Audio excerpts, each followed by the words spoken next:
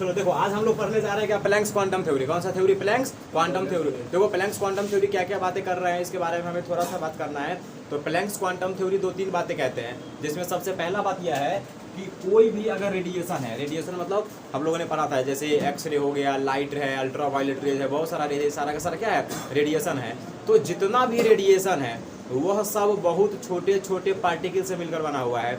जितने भी रेडिएशंस है वो बहुत छोटे छोटे पार्टिकल से मिलकर के बना हुआ है, और उस पार्टिकल्स को उन्होंने नाम दिया क्वांटा। क्या नाम दिया? क्वांटा। और इस क्वांटा को आज मॉडर्न जमाने में हम फोटोन कहते हैं। क्या कहते हैं? फोटोन कहते हैं। देखो पुराने जमाने में लोगों का क्या मानना था, प्लैंक्स से पहले का जो साइंटिस्ट था वो ये मान करके चलते थे कि हमारा जो लाइट है वह वेव है। लाइट क्या है? वेव है। लाइट के पास वेव नेचर है। कौन सा नेचर? Wave nature. लेकिन यहाँ पर जो प्लैंक साहब है वह लाइट के पार्टिकल नेचर के बारे में बात कर रहे हैं। वो कह रहे हैं कि लाइट पार्टिकल से बना हुआ है। किस चीज से बना हुआ है? पार्टिकल से। लेकिन पुराने जमाने के लोग क्या बोल रहे थे कि लाइट के पास वेव, लाइट एक वेव है। लाइट क्या है? वेव है, यानी लाइट के पास वेव नेचर है। लेकिन प्लैंक साहब क्या बता रहे हैं कि लाइट के पास पार्टिकल नेचर है। कौन सा नेचर? Particle nature. यानी लाइट बहुत छोटे छोटे पार्टिकल से बना होता है, जिसको हम लोग क्वांटा बोलते हैं, और इसको आजकल के जमाने में क्या बोलते हैं? फोटोन। और अगली बात वो कहते हैं कि ये जो लाइट रेडिएशंस बहुत छोटे छोटे फोटोन या क्वांटा से बने हुए हैं, इसके पास एक फिक्स अमाउंट ऑफ एनर्जी होता है। एक फिक्स अमाउंट ऑफ एनर्जी होता है, और उसके पास जो एनर्जी होगा, फोटोन या क्वांटा के पास जो एनर्जी होगा वो फ्रीक्वेंसी के डायरेक्टली प्रोपोर्शनल होगा। किसके डायरेक्टली प्रोपोर्शनल? फ्रीक्वेंसी के डायरेक्टली प्रोपोर्शनल। यानी कि एनर्जी ऑफ क्वांटा, या हम बोल सकते हैं एनर्जी ऑफ फोटोन किसके डायरेक्टली प्रोपोर्शनल है? फ्रीक्वेंसी के डायरेक्टली प्रोपोर्शनल। किसके डायरेक्टली प्रोपोर्शनल? फ्रीक्वेंसी के डायरेक्टली प्रोपोर्शनल। तो प्लैंक्स क्वांटम थ्योरी हमें समझ में आ रहा है। प्लैंक्स क्वांटम थ्योरी का पहला बात क्या है कि जितना भी लाइट है, रेडिएशंस वगैरह है, वह सब बहुत छोटे छोटे पार्टिकल से मिलकर के बना हुआ है, और उस पार्टिकल्स को हम लोग क्या बोल रहे हैं? क्वांटा। उसी को क्या बोलते हैं आजकल के ज़माने में? फोटोन। और ये जो क्वांटा है उसके पास एक फिक्स अमाउंट ऑफ एनर्जी होता है, और वह एनर्जी फ्रीक्वेंसी के डायरेक्टली प्रोपोर्शनल होता है। अब थर्ड बात वो ये बोल रहे हैं कि एनर्जी का ट्रांसफर डिसकंटिन्यूअस होता है। कैसा होता है? डिसकंटिन्यूअस। अब डिसकंटिन्यूअस का क्या मतलब है? जैसे अगर हम बात करें कि मान लो यहाँ पर एक फुटबॉल है। ये कौन सा बॉल है? फुटबॉल। अगर, और ये जमीन है, मान लो कि यहाँ से h हाइट पर है, अगर हम नीचे इसको गिराएंगे, क्या करेंगे? नीचे गिराएंगे। फुटबॉल को हम नीचे गिराएंगे, तो अगर फुटबॉल यहाँ है तो इसके पास पोटेंशियल एनर्जी है। जब वो नीचे आएगा तो इसके पास काइनेटिक एनर्जी होगा, यानी कि पोटेंशियल एनर्जी काइनेटिक एनर्जी में क्या हो जाएगा? कन्वर्ट हो जाएगा। अगर मान लो हमें पोटेंशियल एनर्जी कन्वर्ट करना है काइनेटिक एनर्जी में, तो जैसे जैसे हम इसको नीचे लाते जाएंगे, पोटेंशियल एनर्जी एक कंटिन्यूअस मैनर में वो काइनेटिक एनर्जी में कन्वर्ट होता जाएगा। यानी कि इसको हम जैसे जैसे नीचे लाते जाएंगे वैसे वैसे काइनेटिक एनर्जी बदलता जाएगा। लेकिन प्लैंक्स साहब कहते हैं कि जब लाइट के एनर्जी का ट्रांसफर होता है तो वह कंटिन्यूअस मैनर में नहीं होता है, बल्कि एक छोटे छोटे छोटे फोटोन के रूप में होता है। यानी कि एक पैकेट, जैसे चॉकलेट है, चॉकलेट का एक पैकेट हो गया, उसी प्रकार लाइट बहुत छोटा छोटा पैकेट से बना होता है, उसको हम बोलते हैं क्या? क्वांटा। और उस क्वांटा के पास एक फिक्स एनर्जी होगा, और वही क्वांटा ट्रांसफर होता है। यानी कि एनर्जी का ट्रांसफर, एनर्जी ट्रांसफर कैसे होगा? डिसकंटिन्यूअस मैनर में। कौन सा मैनर में? डिसकंटिन्यूअस। याद रखना है इस बात को, डिसकंटिन्यूअस मैनर में।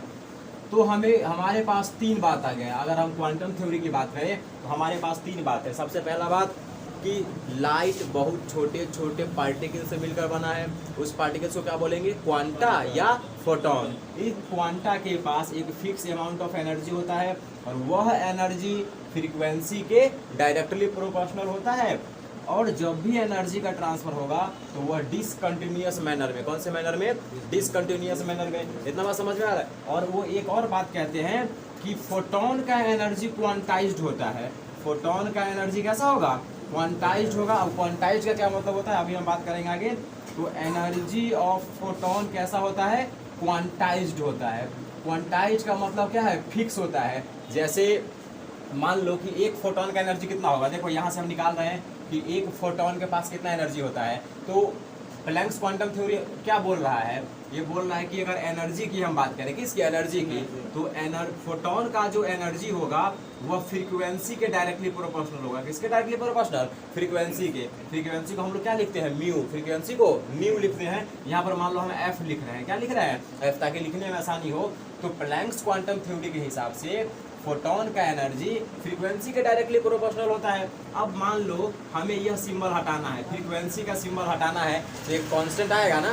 जब भी हम डायरेक्टली प्रोपोर्शनल का सिंबल हटाते हैं तो एक क्या आएगा? कांस्टेंट, एक नियतांक आता है हमेशा। जैसे क्लास 10 में हम लोग पढ़े थे ओम का नियम, जब ओम के नियम में नियतांक आता है ना, वहाँ पर के नियतांक आता है। उसी प्रकार यहाँ पर जब हम डायरेक्टली प्रोपोर्शनल का सिंबल हटाएंगे तो एक कांस्टेंट आता है जिसको हम एच बोलते हैं। क्या बोलते हैं? एच। और यह एच क्या है? Planck constant. कौन सा constant? Planck constant. Planck constant है तो हमारे पास एनर्जी का फॉर्मूला होगा। प्लैंक कांस्टेंट का वैल्यू कितना होता है? 6.62 × 10⁻34 जूल सेकेंड। कौन सा सेकेंड? Joule second. तो हमारे पास एक फोटोन का एनर्जी कितना आ गया? H F. फोटोन का एनर्जी कितना हो गया? H F. अब ये बोल रहा है कि फोटोन का जो एनर्जी होगा वह क्वांटाइज्ड होता है।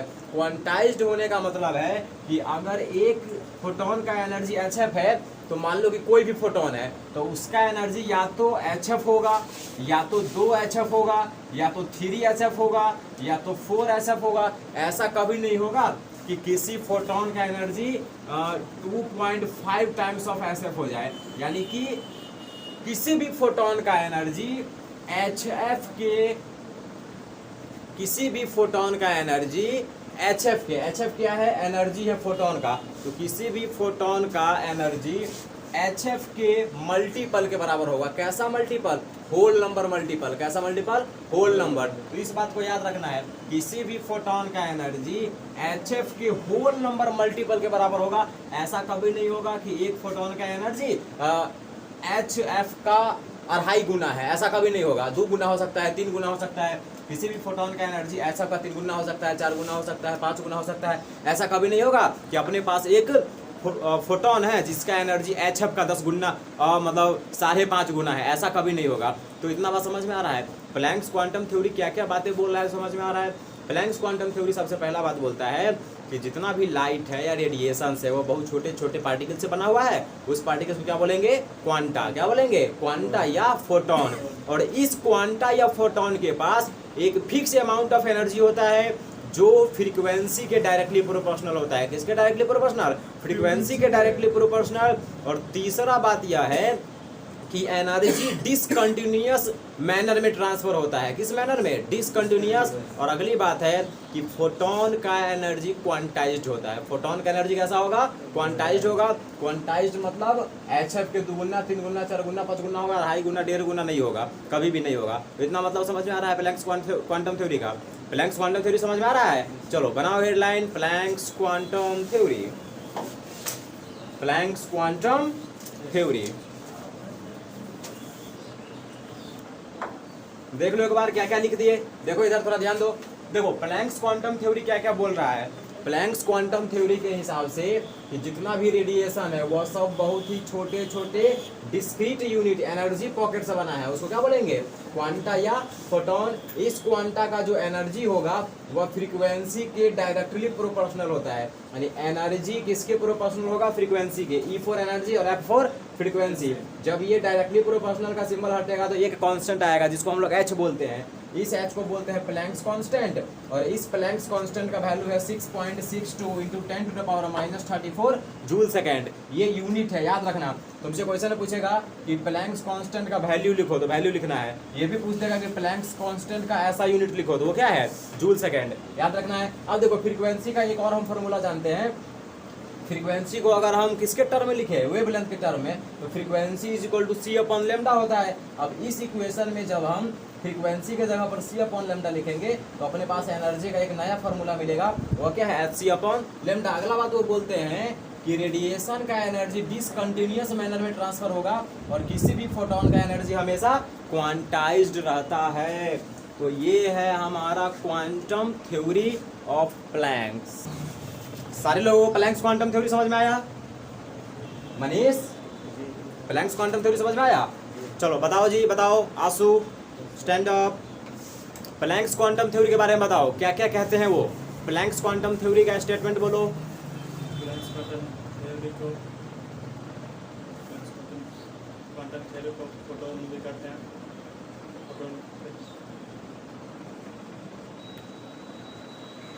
बताओ जी तुम, प्लैंक्स क्वांटम थ्योरी का क्या क्या स्टेटमेंट है?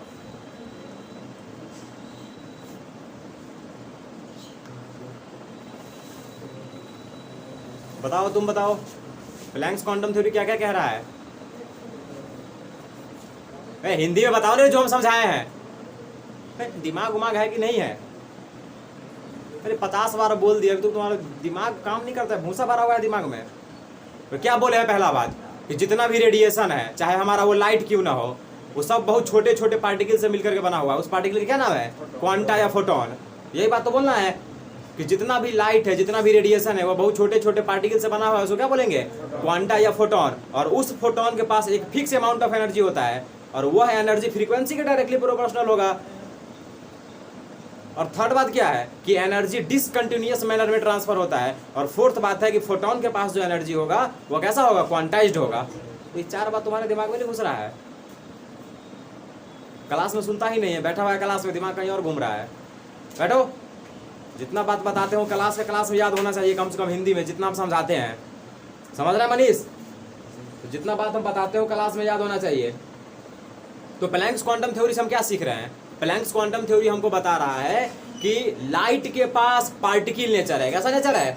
लाइट के पास पार्टिकल नेचर है। तो हमको लाइट के बारे में क्या क्या बात पता चला? देखो, अब लाइट के बारे में मतलब थोड़ा सा अब झगड़ालू टाइप का बात होने लगा। पुराने जमाने के जो कुछ साइंटिस्ट है वो बता रहे हैं क्या कि लाइट के पास वेव नेचर है। कैसा नेचर है? वेव नेचर, यानी कि लाइट वेव के जैसा काम कर रहा है। लेकिन प्लैंक साहब क्या बोल रहे हैं कि लाइट के पास पार्टिकल नेचर है। कैसा नेचर है? पार्टिकल नेचर, यानी कि लाइट पार्टिकल है। लाइट क्या है? पार्टिकल है। लेकिन पुराने जमाने के साइंटिस्ट क्या बोल रहे हैं कि लाइट वेव है। लाइट क्या है? वेव है। तो हमारे पास समस्या आ गया कि लाइट वेव है कि लाइट पार्टिकल है।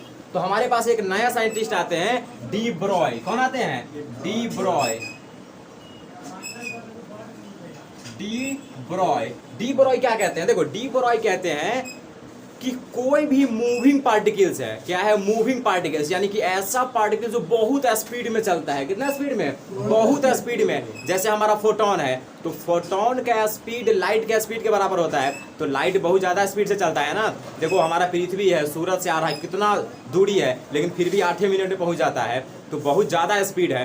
3 लाख किलोमीटर पर सेकेंड। एक सेकेंड में वो 3 लाख किलोमीटर चल जाएगा। तो बहुत ज्यादा स्पीड हुआ ना। बाइक तू 80 का स्पीड चलाता है, वो भी 1 घंटा में 80 किलोमीटर, तो अब इतना खतरनाक लगता है। वो 1 सेकेंड में 300 किलोमीटर चला गया। 1 सेकेंड में 3 लाख किलोमीटर चला गया। तो बहुत बड़ा वेलोसिटी है ना। तो डी ब्रॉय साहब कहते हैं कि कोई भी मूविंग पार्टिकल है और जो बहुत स्पीड में चल रहा है, बहुत स्पीड में मूव कर रहा है, तो सभी मूविंग पार्टिकल्स के पास 2 नेचर होता है, वेव नेचर और पार्टिकल नेचर। यानी कि ये बता रहे हैं कि लाइट के पास वेव नेचर भी है और पार्टिकल नेचर भी है। पहले जमाने के लोग क्या बोल रहा था कि लाइट के पास सिर्फ वेव नेचर है। प्लैंक्स क्या बोले कि लाइट के पास पार्टिकल नेचर है। ये भाई साहब बोल रहे हैं कि लाइट के पास दोनों नेचर है, या वेव की तरह भी काम करता है और पार्टिकल की तरह भी काम करता है। और सिर्फ लाइट ही नहीं, जितना भी मूविंग पार्टिकल्स है, जैसे इलेक्ट्रॉन हो गया, तो इलेक्ट्रॉन बहुत ज्यादा स्पीड में मूव करता है, तो वह भी वेव के जैसे काम करेगा और वह भी पार्टिकल के जैसे काम करेगा। यानी कि जितना भी मूविंग पार्टिकल है वह किसके जैसा काम करता है? वेव के जैसे, और उसके साथ ही पार्टिकल के जैसे। उन्होंने देखो, एक अभी हम फार्मूला पर है फोटोन का। फोटोन का फार्मूला क्या होता है? E=hc/λ। E=hc/λ। एक और फार्मूला तो लोग सुना होगा, E=mc²। सुना हुआ है ना? आइंस्टाइन दिया था ये फार्मूला, E=mc²। अगर इसको इक्वेशन 1 मान ले, इसको 2 मान ले, देखो दोनों का LHS बराबर है। LHS बराबर होगा तो RHS क्या होगा? बराबर होगा। यानी कि LHS बराबर है तो RHS भी बराबर होगा। देखो, एक सी से एक सी कटेगा, कटेगा ना। यहाँ पर क्या बचा? h/λ, और इधर क्या बच गया? mc। यानी कि अगर हम लेमडा का फॉर्मूला निकाले तो क्या आ जाएगा? h/mc। h/mc, यानी कि अपने पास ये फॉर्मूला आएगा फोटोन के लिए। किसके लिए? फोटोन के लिए। λ=h/mc। ये फॉर्मूला आ रहा है अपने पास, λ=h/mc। देखो, m क्या है? मास। m क्या है, c क्या है, स्पीड ऑफ फोटोन, c क्या है, स्पीड। और हम जानते हैं कि मास और वेलोसिटी इसके मल्टीप्लिकेशन को हम मोमेंटम बोलते हैं। क्या बोलते हैं, मोमेंटम। याद रखना, ये फिजिक्स में पढ़ाई होगा। मोमेंटम किसको बोलते हैं, मास और वेलोसिटी का गुना कर दो, वही क्या कहलाएगा, मोमेंटम। तो देखो ना, mc क्या है, मोमेंटम है, mc क्या है, मोमेंटम, क्योंकि m मास है और c वेलोसिटी है फोटोन का, यानी कि यह मोमेंटम है। यह क्या है, मोमेंटम है। यानी कि इसको हम ऐसे भी लिख सकते हैं, lambda is equal to h upon p। p क्या है, मोमेंटम, p क्या है, मोमेंटम। तो फाइनली डी ब्रॉय ने यही फॉर्मूला दिया था, lambda is equal to h upon p। देखो लैम्डा किसके लिए डिफाइन किया जाता है, वेव के लिए।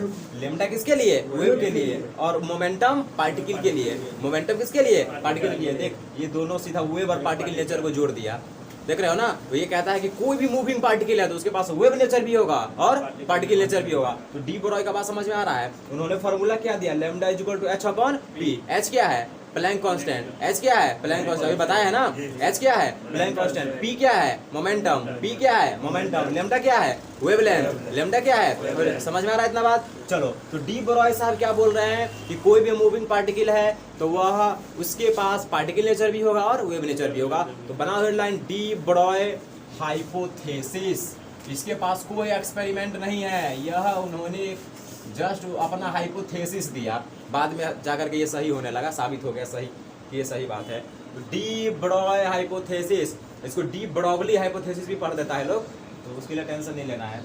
डी ब्रॉय हाइपोथेसिस, ये इक्वेशन अभी नहीं लिखना है, पहले हेडलाइन बनाओ, D Broglie hypothesis.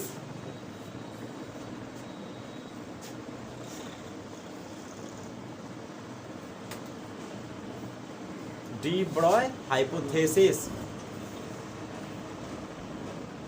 D Broglie hypothesis लिखो। It states that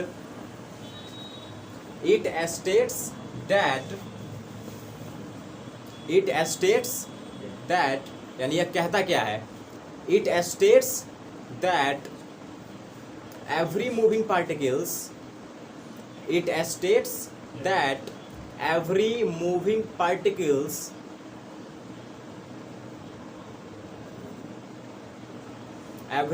particles behaves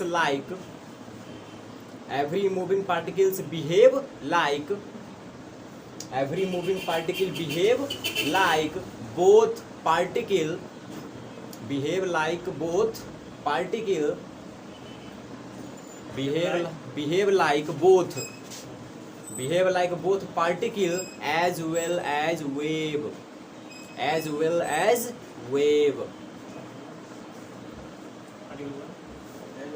as well as wave। यानी कि कोई भी मूविंग पार्टिकल है तो वह पार्टिकल की तरह भी बिहेव करेगा और उसके साथ साथ वेव की तरह भी। उतार लो इक्वेशन ये पूरा।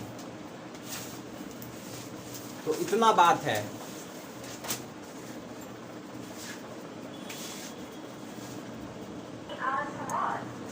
देखो आगे हम फॉर्मूला निकालते हैं, इसके बेसिस पर हम क्या निकाल रहे हैं, फॉर्मूला निकाल रहे हैं।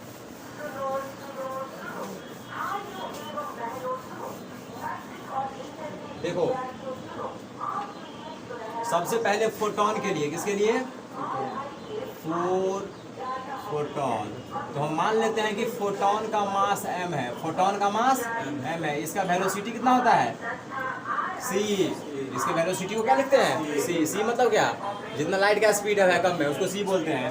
तो मास हमको पता हो गया, वेलोसिटी पता हो गया, तो मोमेंटम कितना हो जाएगा, मोमेंटम कितना होगा, mc। अभी बताया ना, मोमेंटम किसको बोलते हैं, मास और वेलोसिटी के गुना को।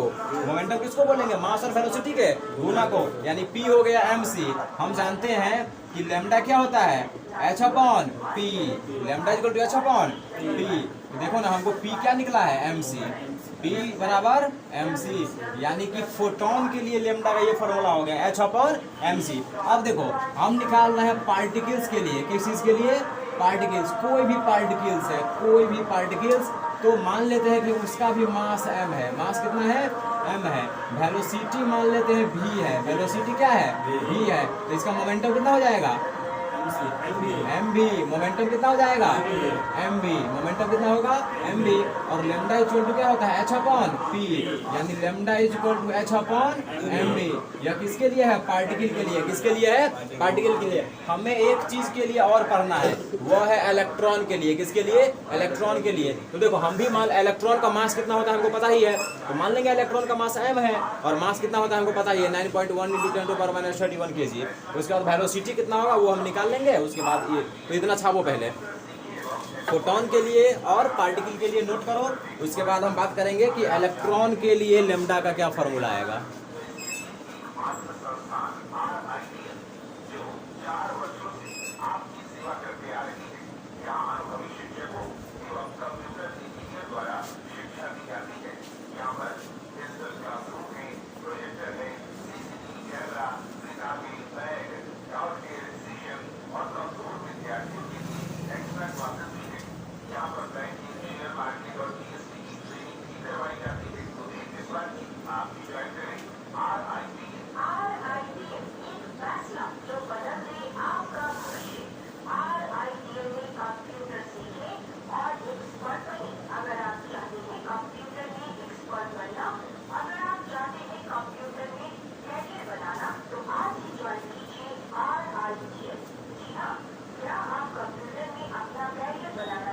नोट कर लिया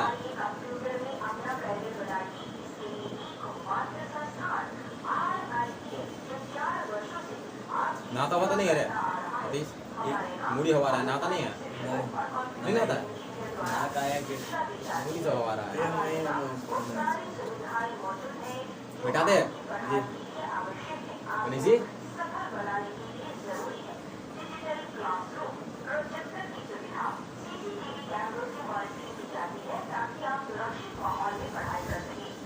क्लियर चलो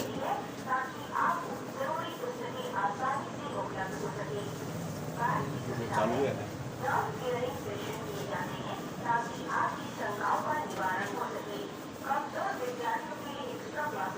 चलो इलेक्ट्रॉन के लिए अब किसके लिए इलेक्ट्रॉन के लिए ये हमारे लिए थोड़ा सा ज्यादा इम्पोर्टेंट है इलेक्ट्रॉन के लिए किसके लिए इलेक्ट्रॉन के लिए। देखो इलेक्ट्रॉन के लिए हम मास मान लेते हैं m है मास क्या है m है मास क्या है m। अब हमको वेलोसिटी निकालना पड़ेगा ना तो वेलोसिटी कहाँ से निकलेगा। देखो एक एनर्जी होता है जिसको बोलते हैं काइनेटिक एनर्जी। कौन सा energy kinetic energy. Kinetic energy का क्या फॉर्मूला होता है half mv²। Half mv²। m क्या है मास b क्या है वेलोसिटी। यहाँ से हमको क्या निकालना है वेलोसिटी निकालना है। इलेक्ट्रॉन के मास को हमने m मान लिया हमको निकालना है वेलोसिटी। तो देखो काइनेटिक एनर्जी को हम ke लिख देते हैं और हाफ mv²। तो यहाँ से v का वेलोसिटी क्या आ जाएगा यहाँ से v का वेलोसिटी आ जाएगा 2ke/m और रूट अंडर जाएगा ना 2ke/m और रूट अंडर। ये आ गया वेलोसिटी। तो देखो लेमडा क्या होता है h/p। लेमडा क्या होता है h/p। तो hp क्या होता है mv। तो m क्या है m v क्या है रूट अंडर 2ke/m। यही है ना अरे यही है ना।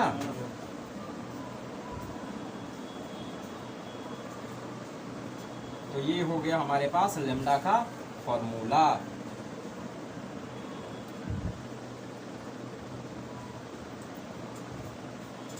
चलो नोट कर लो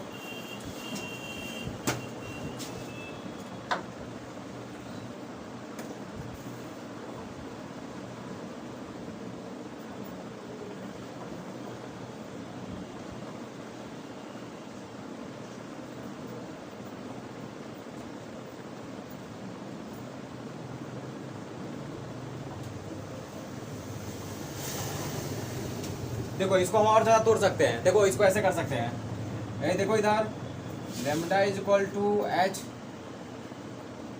दोनों साइड स्क्वायर कर देते हैं ऊपर नीचे दोनों स्क्वायर कर देते हैं।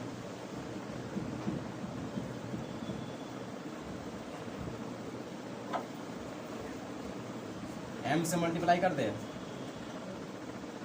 ऊपर नीचे दोनों। चलो छोड़ो यही याद रखो ठीक है।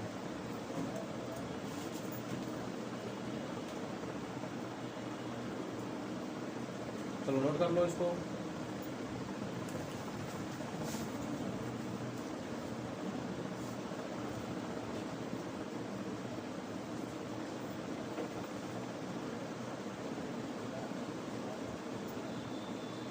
इसको ऐसे कर सकते हैं, देखो देखो इधर lambda is equal to H upon M, root में क्या कर रहे हैं, ऊपर नीचे एम से गुना कर दे रहे हैं, इधर भी एम, इधर क्या हो जाएगा एम स्क्वायर, इधर क्या आ जाएगा M square, lambda is equal to H upon, देखो ये एक एम स्क्वायर में से एम बाहर निकलेगा तो ये एम से एम कट जाएगा, समझ गया, तो क्या बचेगा एच बट्टे रूट अंडर 2m के ई, ये फार्मूला याद रखना है, ये नहीं याद रखना है,